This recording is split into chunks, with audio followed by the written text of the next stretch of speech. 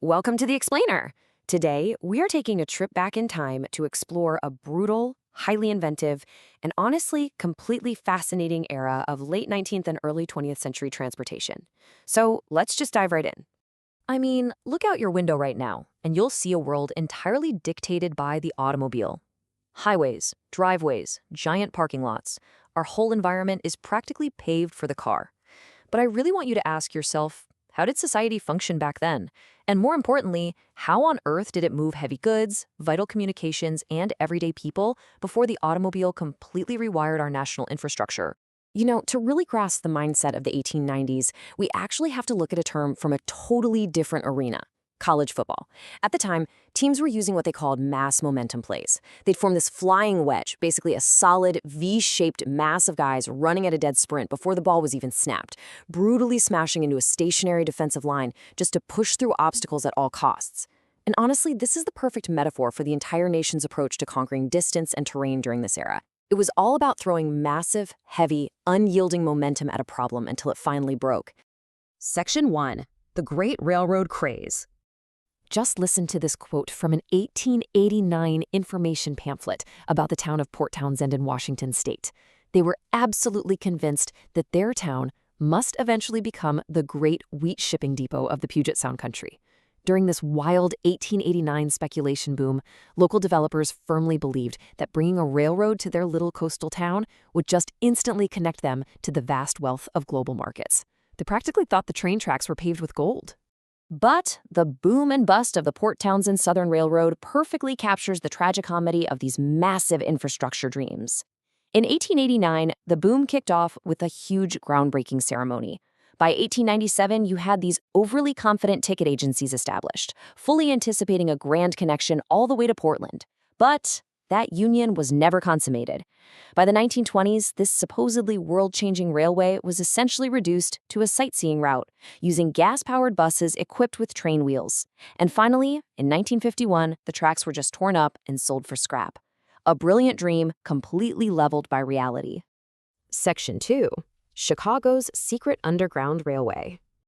60 miles. Let that sink in for a second. That is the sheer scale of the Chicago Tunnel Company's network. Imagine an entire 2-foot narrow-gauge freight railway operating completely out of sight, directly beneath the downtown loop of Chicago. It is absolutely staggering to think about this hidden, subterranean world operating right under the feet of thousands of totally oblivious pedestrians. So how did it even get there? Well, the city originally granted a telephone company the rights to build utility conduits. But the company secretly decided, hey, let's build a full railroad instead. To hide the true scale of this massive excavation from the city, they had to operate covertly. The first 16 miles were literally dug out from the basement of a saloon. They were carting away dirt after midnight like the world's most laborious heist. And once this thing was operational, it wasn't just some gimmick. In these cramped tunnels, which, by the way, were only 7.5 feet high and 6 feet wide, a fleet of 132 electric locomotives moved a truly bizarre mix of cargo. Think about how strange it is that routing the U.S. mail and delivering everyday merchandise was happening right alongside trains hauling dirty coal to heat the buildings above, taking away the burnt ash, and even hauling away the excavation debris from the new skyscrapers being built on the surface. In a single 10-hour day, they were executing 500 to 600 train movements. And here's the craziest part. This secret tunnel system literally reshaped the architecture of Chicago above ground. Before this, tall buildings used shallow spread foundations. But because these new freight tunnels threatened to physically undermine those shallow foundations and collapse the buildings, Chicago skyscrapers were forced to switch to deep foundations. This entirely changed urban engineering in the city, all because of a secret railway. Section 3. Tubes, bikes, and buckboards. Now, if you wanted zero fuel costs and a way to navigate cities faster than walking, you used a bicycle. But definitely not those giant, incredibly unstable high-wheelers from the past. The 1890s brought us the invention of the safety bicycle, which finally utilized gears to make both wheels the exact same size. This sparked a massive nationwide craze. Daring riders took to the streets, and it instantly became a vital, fast, and nimble tool for city letter carriers to completely speed up their routes. But out in the rural areas and coastal extremes, you needed entirely different multimodal solutions. On the waters of Puget Sound, where the winds were notoriously tricky, steam-powered craft rapidly replaced traditional sailboats just to ensure reliable coastal traffic. And to connect isolated inland towns, you relied on 5-passenger horse-drawn buckboards. These wagons would navigate 10 miles of harrowing, winding dirt roads that were so dangerous they routinely threatened to send unwary travelers straight to a watery grave. Back in the cities, though, they were pushing for pure speed. At the turn of the 20th century, the thought was, hey, if we're building subways for people, why not build subways for mail? And so a completely new postal craft emerged, the Rocketeers. Their entire job was dedicated to firing cylindrical mail containers through pressurized pneumatic tubes right under the city streets. In New York City alone, this system threaded a massive 55-mile network of pneumatic tubes right beneath the pavement. The Rocketeers were blasting millions of letters under the feet of New Yorkers at 30 miles per hour. I mean, it was essentially a physical, high-speed internet of the early 1900s. Section 4. Extreme Delivery and Survival.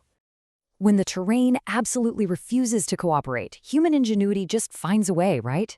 Early logistics were entirely dependent on local geography rather than standardized vehicles.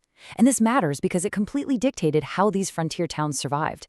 To get to a settlement at the bottom of the Grand Canyon, where roads and modern vehicles are completely useless, they relied on a grueling vertical drop, loading one mule at a time with 200 pounds of mail on its back.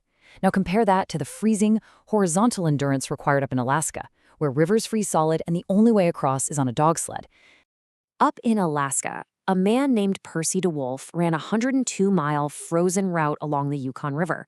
He battled total darkness, bone-chilling cold, blinding snow, and treacherous ice just to deliver the mail. And get this, he did it for 40 years.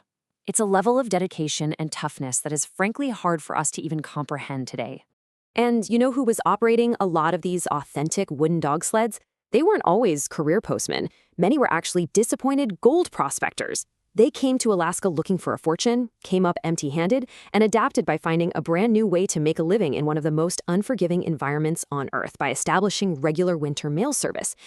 Which brings us to a final, pretty provocative thought.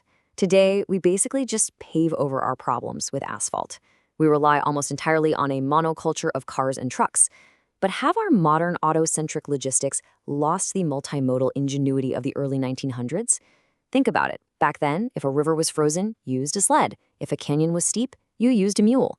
If the streets were too crowded, you secretly dug a 60-mile railway under them, or you shot mail through a pressurized tube. True innovation might not just be about standardizing everything. It might just require adapting specifically to our environments, rather than just paving over them. Thank you so much for joining me on this explainer. Keep questioning the world around you, and I will see you next time.